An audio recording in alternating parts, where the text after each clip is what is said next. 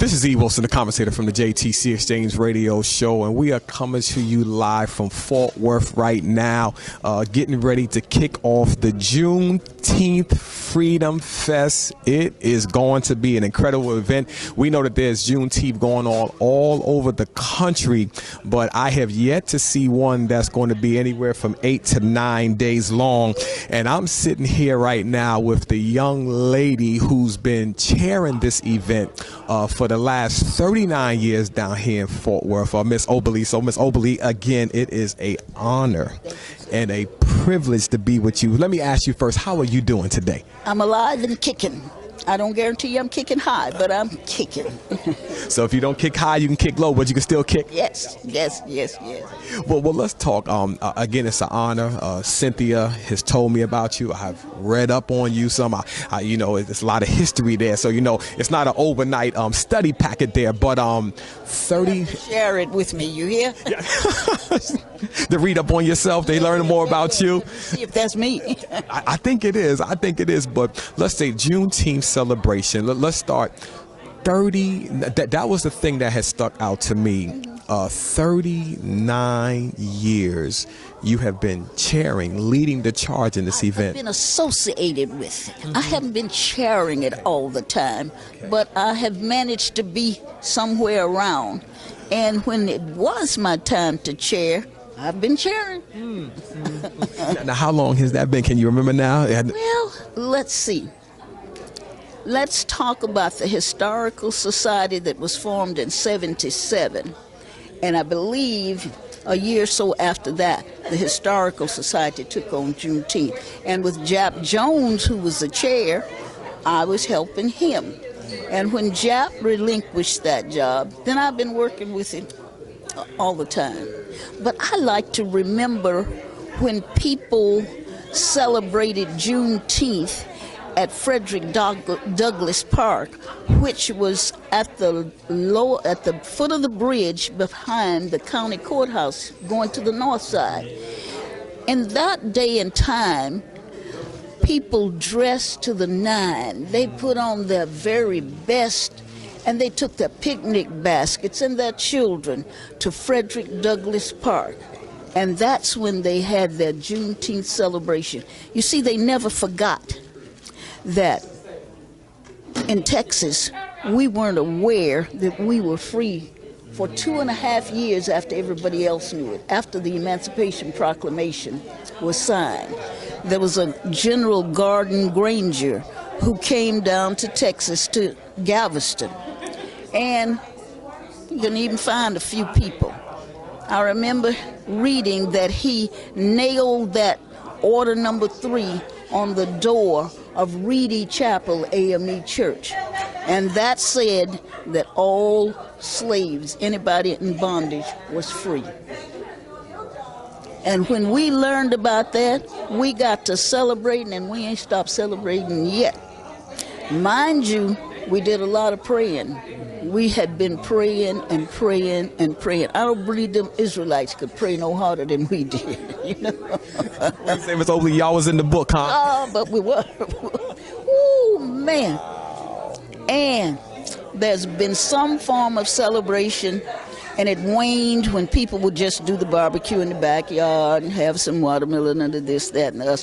But now it is imperative that we make the young people aware that we can't do this. We can't not let them know whose backs they've come over on. They've got to understand the significance of this. I've been writing, what did I do? A story of my grandparents. And for my children, it's their great-grand, and I even have great-grands of my own. So I've been writing this story, and look how long, at 86 years, that it took me to start putting this down, But we celebrated Juneteenth in Texarkana, Arkansas. My grandparents were farmers, but we had that day off, and we could go to town, or we could go to church, or we could go, where they had activities going in the community. The same way in Marshall, Texas. I was 10 years old when we left Marshall, but we celebrated the 19th of June. We did. We really did. You know, this is incredible because I'm learning more, you know, about Juneteenth. Like I said, this is the largest celebration. I've seen a lot of advertisements for Juneteenth. I've been to Juneteenth in Pennsylvania, but when I saw the listing of events that These aren't all of them. Mind you, the parade is Saturday, and it's going to start at Rosedale and Evans. We got a little Juneteenth museum down there. And the fellow who is the curator is Donald Williams. Donald has done, you cannot believe the kinds of things he has done. And he's got exhibits. They're primitive.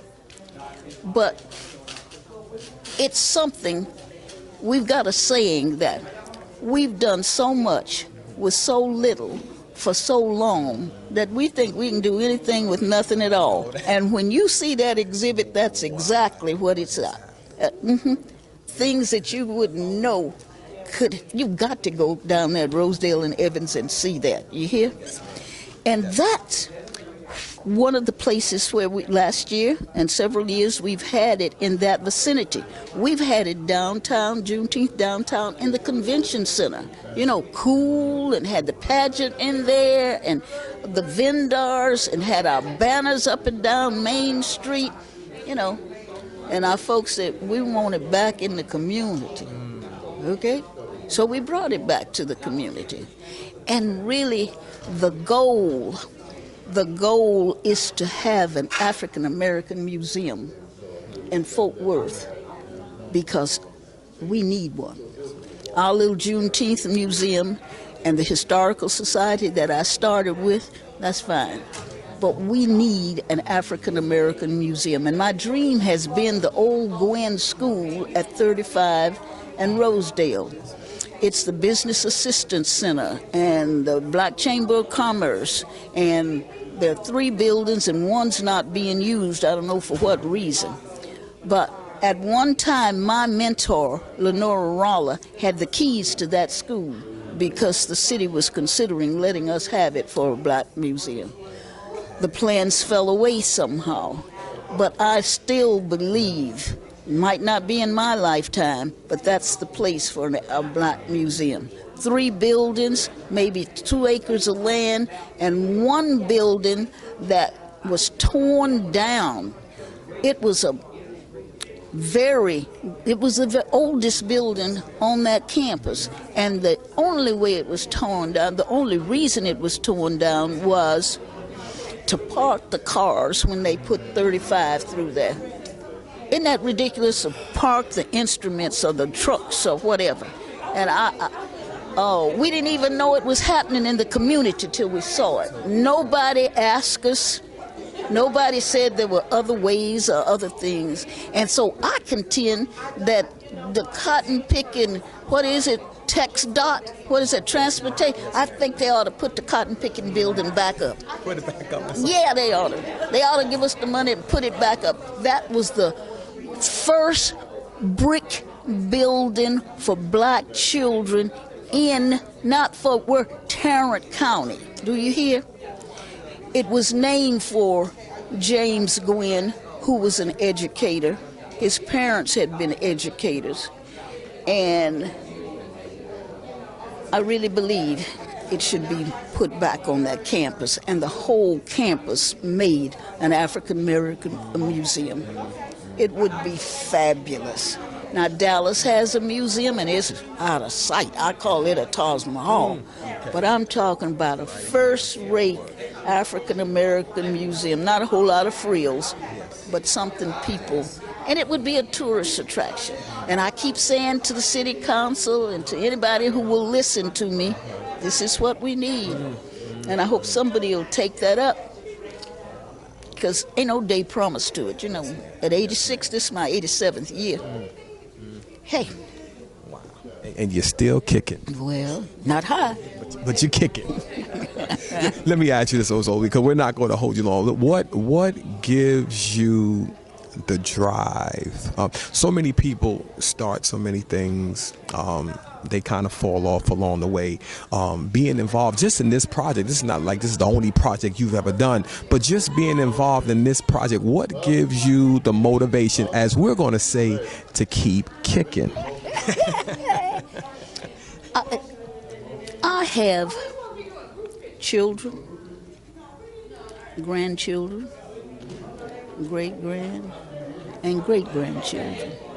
I just don't want to leave them not knowing the struggles. And there are so many others that need to be taught. And so my grandfather was minister. He was a circuit riding preacher in Arkansas, Texarkana. And you have never seen anybody with more drive than the Reverend Z brought us. His name was Zacharias. Sometimes they called him Zach. But he was a little short man on a stallion, his little legs stuck out. But he was a powerhouse in his community for blacks and whites. They came to him and he dispensed wisdom like Solomon. And my grandpa's all hard. He had grandchildren, and he didn't let it show. But I was close to my grandpa. And some of the things I learned from him, anything you take your hand to, see it through. If it kills you, see it through. I don't care what things happen to you on the way, see it through. And man, you cannot believe the obstacles. When you start a project or you think you got it together, somebody snatch it away from you if you ain't careful. Yeah. So you saying, Miss Opal, see it through? See it through. Yes, sir. Come hell or high water, see it through. Well, Ms. Opal, listen, it is an honor. Thank you so much for your passion, for your, it's one thing to tell people to see it through. It's another thing to see somebody seeing it through. And that's why I lead my parade. Listen, I've been practicing because the route is 3 miles. It's been about 2. And I can do 2 miles. But 3 miles going to be a challenge here. And if I get in one of them golf carts, you'll understand that the old lady tried, but she couldn't quite make it, you hear? All you're doing is you're still going to finish. You're just going to change the mode of transportation from your feet to the golf cart. Yes. Wow. But I really do want to try.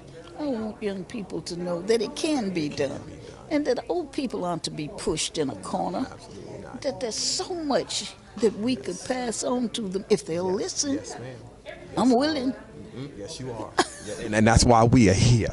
So I'm excited for this week. Hopefully we'll be able to catch you after the week is over and get some thoughts on this spectacular days of events that's going to take place. So, Miss Opal, all the best to you, and thank you again for sharing your time. Thank you. This is awesome. Yes, absolutely. It's an honor and a privilege. Listen to E.Wilson, the Conversator, right here down in Fort Worth with Miss Opal. Listen, you want more information on the JTC Exchange, go to www.jtc, the letter X, change.org. Signing off from Fort Worth. Remember, if you're going to have a conversation, make it a good one. We're out.